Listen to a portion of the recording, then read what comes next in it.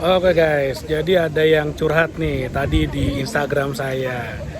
Yang dia bilang dia diancam mau diputusin sama pacarnya, sama ceweknya, diancam mau diputusin karena katanya lebih sibuk sama bisnisnya. Dan dia minta saran gimana caranya supaya bisa menyeimbangkan antara waktu untuk bisnis dan untuk pacaran.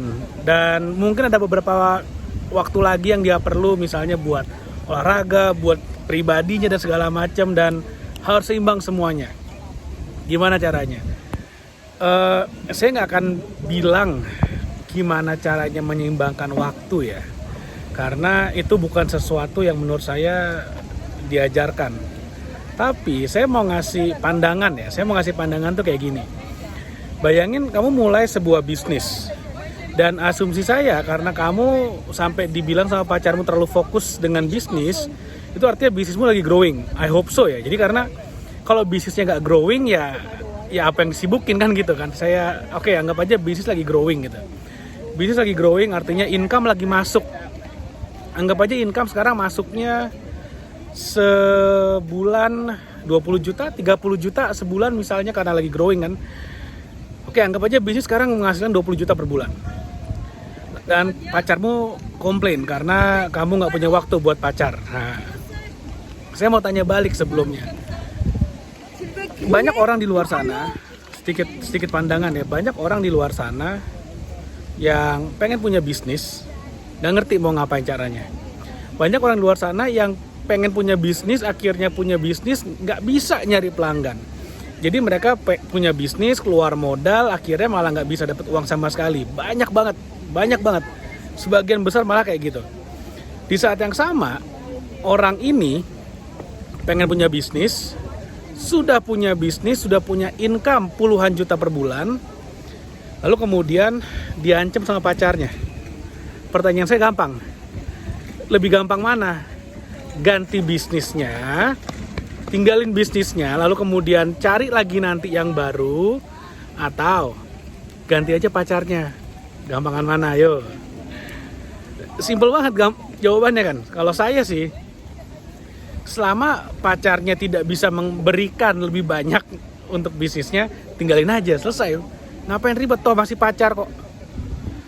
Ya saya rasa ya, kalau misalnya si orang ini yang curhat sama saya ini, dia fokus di bisnisnya, dia tinggalin aja pacarnya, dia fokus di bisnisnya growing terus, bisa ngasih 50 juta sebulan, 100 juta sebulan, ya chances are gitu ya, kemungkinannya yang ada lebih banyak cewek yang ngejar dia.